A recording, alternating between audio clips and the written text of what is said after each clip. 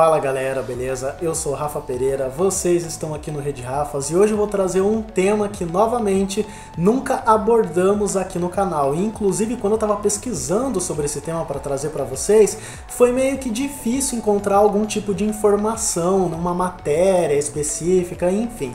Vamos falar hoje sobre as vilãs que não caíram nas graças do público. Aquele tipo de vilã que prometeu e no fim não cumpriu nada. No ar, mais um campeão de audiência. Quando a gente fala de personagens de novela que não caíram nas graças do público, é muito comum a gente encontrar informações sobre mocinhos e mocinhas, aqueles protagonistas chatos, que não tem história, não tem função e acabam sendo ofuscados nas novelas. Porém, não são só os protagonistas que sofrem desse mal, assim como nem sempre são as vilãs que acabam salvando as novelas. Muito pelo contrário, em alguns casos elas são até ofuscadas por outros personagens. Mas antes de falar desse assunto, aquele recado de sempre: se você ainda não é inscrito, se inscreva aqui no canal e ative o sininho para receber todas as notificações. E caso você já seja inscrito, dá uma conferida, vê se o sino está ativado em todos para você não perder nada do que pintar aqui no Rede Rafas.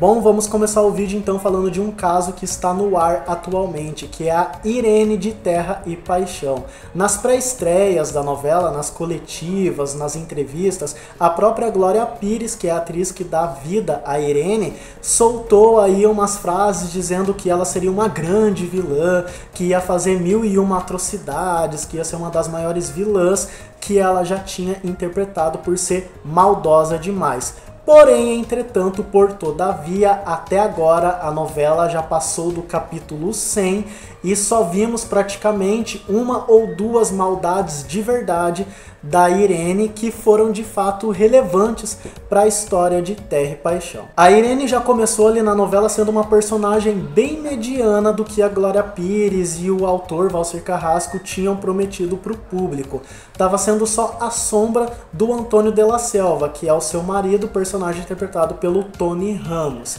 E daí, quando o Daniel morreu, veio a falecer, ela meio que coringou.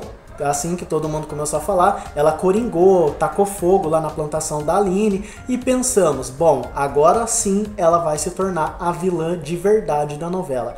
Mas até agora não veio aí, a vilania ficou por isso mesmo. Tanto que agora, atualmente em Terra e Paixão, a gente já não sabe quem é a vilã da novela, se é a Irene ou se é a Ágata, a personagem da Eliane Jardine, que era a mãe do Caio, que tinha sido dada como morta e retornou aí Vivinha da Silva, se fazendo de boa moça e tudo mais, mas na verdade ela quer tomar todo o dinheiro dos La Selva. Então o público tá meio confuso ali quem de fato é a vilã da novela. Isso se a novela de fato tem uma vilã, porque tá difícil de engolir essas vilanias que acontecem em Terra e Paixão. E essa não é a primeira vez que a Glória Pires interpreta uma vilã que causa uma expectativa grande no público e termina a novela praticamente sendo esquecida no churrasco. Eu tô falando da Rafaela de O Rei do Gado. Quem acompanhou recentemente a reprise da trama de Benedito Rui Barbosa no Vale a Pena Ver de Novo, pôde perceber que os boatos lá de 1996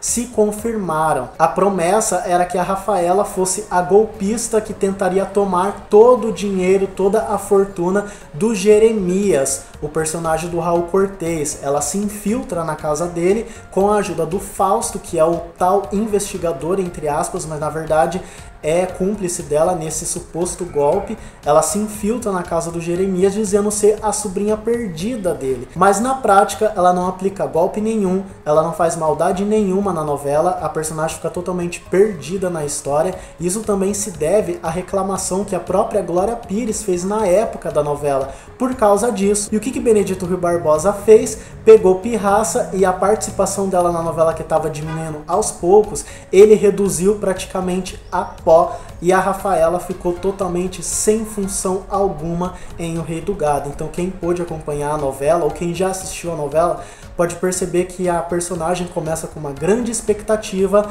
e termina a novela praticamente anulada da história.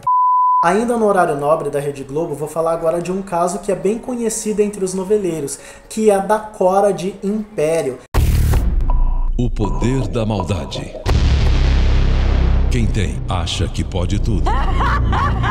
Quando a gente viu aquela chamada, aquela risadona, todo mundo pensou, vem aí uma grande vilã e principalmente um retorno triunfal da Drica Moraes às novelas, pegando uma personagem de peso, uma vilãzona. Porém, isso ficou apenas nas primeiras semanas da novela. E a cada capítulo que passava, a cada semana de Império que se passava, a Cora ia passando de vilã para megera e de megera para uma megera engraçadinha, digamos assim, onde o seu plano principal era perder a virgindade com o Comendador. E isso começou já a acontecer antes do afastamento de Drica Moraes da novela por motivos de saúde. A personagem, sendo interpretada pela Drica Moraes, já estava caindo ali naquele marasmo, aquela vilania toda que havia sido prometida não estava sendo cumprida. A Drica Moraes teve que se afastar da novela, entrou a Marjorie este ano com a Cora rejuvenescida por Xixi de Jacaré e ainda assim ela continuou sendo a megera engraçadinha. Com isso, o Agnaldo Silva, para corrigir o seu próprio erro, ele teve que criar um outro personagem para ocupar o posto de vilão da trama. No caso, estamos falando do Fabrício Melgaço. E não foi só em Império que o Agnaldo Silva cometeu esse erro com uma vilã. Na sua novela seguinte, O Sétimo Guardião, ele também fez a mesma coisa com a Valentina, a vilã prometida, interpretada pela Lília Cabral. Deus, Hoje, queime as balas até o coração do desgraçado do Olavo. Porém, na medida que os capítulos de O Sétimo Guardião iam passando, o público ia percebendo que ela ia ganhando cada vez mais ares de boazinha, de megera renegada, que estava se arrependendo e ia se aliando com o filho, que no caso era o personagem protagonista interpretado pelo Bruno Gagliasso. E engraçado que no começo da novela, ela até soltava umas frases de efeito. Eu lembro que tinha uma cena que ela discute feio com o personagem do Bruno Gagliasso, que eu esqueci o nome, eu acho que era Gabriel o nome dele. Ela discute feio com ele e daí ele sai de cena, aí ela fica toda assim, se segurando e solta uma frase: é agora que a vilã das 9 surta e quebra tudo no quarto. Tinham várias frases de efeito desse tipo pra mostrar, tipo, toda hora, não, eu sou a vilã dessa novela, eu sou a vilã da história. E no fim, ela acabou sendo, não regenerada, mas assim, ganhou áreas de boazinha, de heroína, tanto que terminou a novela ali ao lado da Maria Isis, que era a personagem da... Maria Isis não, tô confundindo. Da Luz, que era a personagem da Marina Rui Barbosa. As duas terminaram lá inaugurando não sei o que na novela. Enfim, uma bomba, O Sétimo Guardião, não teve vilã e quem ocupou esse espaço de vilania na trama de Agnaldo Silva foi o personagem do Tony Ramos. E para encerrar o vídeo, eu falo aqui da Betina, a vilã de O Tempo Não Para, que eu acredito que muita gente deve ter esquecido que existiu essa personagem. A Betina também veio com uma grande promessa de uma grande interpretação da Cléo Pires, que na época já estava sendo chamada só de Cléo. Seria meio que um retorno da Cléo também, depois de um tempo afastado das novelas, e a vilã estava criando uma grande expectativa no público. Uma novela totalmente diferente, com uma história bem curiosa, né? Os congelados que seriam descongelados nos tempos atuais, e teríamos a Betina como vilã. Só que ela não tinha muita função na novela. Ela era uma recalcada, invejosa e que simplesmente queria separar a Marocas do personagem do Nicolas Prats, do Samuel, acho que era Samuel o nome dele. Na prática, a Betina acabou sendo apelidada de Chatina, porque era uma vilã chata, sem carisma e sem rumo na novela.